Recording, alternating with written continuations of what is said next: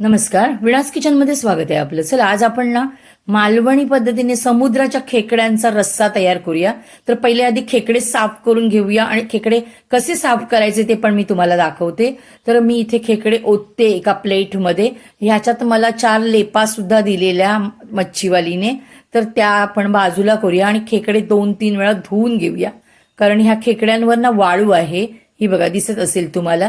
तर पहिले मी स्वच्छ 2-3 वेळा धुतले. तुम्हाला हा खेकडा मी असा ना दाबून हे केलंय, दाखवलंय, कारण जर खराब असेल खेकडा ना तर तो असं दबला जातो आणि चांगला असेल तर तो कडकच राहतो. तर कडक असतात ते ताजे असतात. जर नरम असेल ना, दाबला जाईल तर तो फेकून द्या, नाहीतर मग एवढं सगळं आपण वाटण बिटण घालणार आणि मग आपले खेकडे फुकट जाणार. तर इथे बघा, आपण त्याचे सगळे पाय काढले, वरचा जो कडक भाग आहे तो काढला आणि हे साईडला जेवढं सगळं आहे ना ते काढून टाकलंय. बघा, हा पांढरा भाग साईडचा काढलाय आणि मध्ये पोटात असते ती लाक असते किंवा अंडी असतात.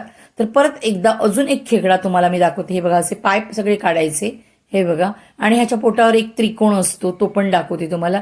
तो जर तुमच्या नखाच्या साह्याने नाही आला तर सुरीचं टोक वगैरे आत टाकायचं आणि तो त्रिकोण पण काढून टाकायचा. हा जो त्रिकोण असतो तो हा पण काढून टाकायचा. त्यानंतर इथे बघा, असं वरती करायचं. हे हाताने नाही झालं तर ह्याच्यात पण सुरी टाकायची, मग ते वरती बरोबर होतं आणि ते वरचं कवच येतं. त्यानंतर साईडचा हा सगळा भाग मी पांढरा दाखवते ना तुम्हाला, असा गवतासारखा वगैरे दिसतो तसा, तर तो पण काढून टाकायचा आणि एवढं स्वच्छ करायचं आणि धुवून घ्यायचं 2 वेळा हलक्या हाताने. अगदी खळबळून नाही तर मग चव जाणार ह्याची, कारण आपण आधी खेकडे स्वच्छ धुतलेत. हे बघा, इथे असे स्वच्छ साफ करून घ्यायचे. वाटणात बघा, कांदा, खोबरा, आला, लसूण, कोथिंबिरीचे देठ खमंग भाजून घेतलेत.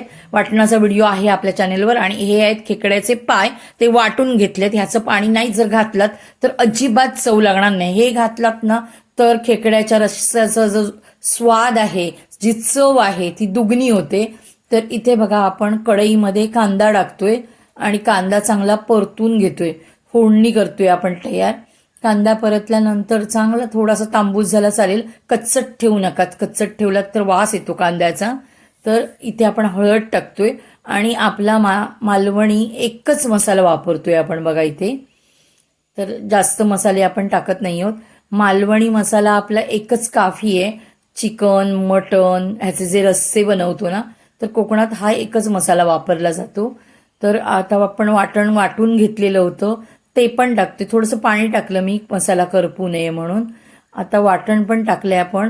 जास्त काही तर्री काढणार नाही आहोत आणि तसंही मी तेल खूप कमी वापरते आणि आमचं जेवण पण 1 नंबर लागतं. कोकणात काही जास्त तेल वापरत नाहीत किंवा तेलात बिलात असं अगदी वाटण बिटण तरी येईपर्यंत तयार करत नाही, पण चव मात्र कोकणाच्या जेवणाला 1 नंबर असते.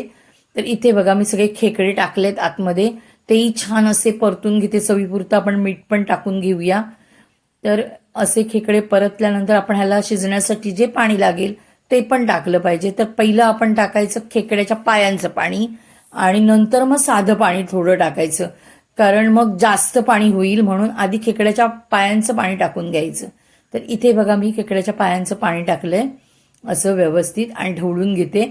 अजून घट्ट पातळ पाहिजे तर थोडं पाणी टाकणार आहे मी तुम्हाला बोलल्याप्रमाणे इथे चवीपुरतं मीठ पण टाकलेलं आहे. तुम्ही माझ्या चॅनेलवर नवीन असाल तर माझ्या चॅनेलला लाईक, शेअर, सबस्क्राईब करायला विसरू नका. इन्स्टा FBला असाल तर फॉलो करायला विसरू नका. तर इथे बघा, तुम्हाला खूप असं तर्री लाल बिल दिसणार नाहीये, पण चव काय म्हणाल, 1 नंबर रस्सा तयार झालेला. तर मी थोडं कोकम टाकलं आणि कोकम हे खेकड्यामध्ये टाकायचंच, वरून कोथिंबिरीने इथे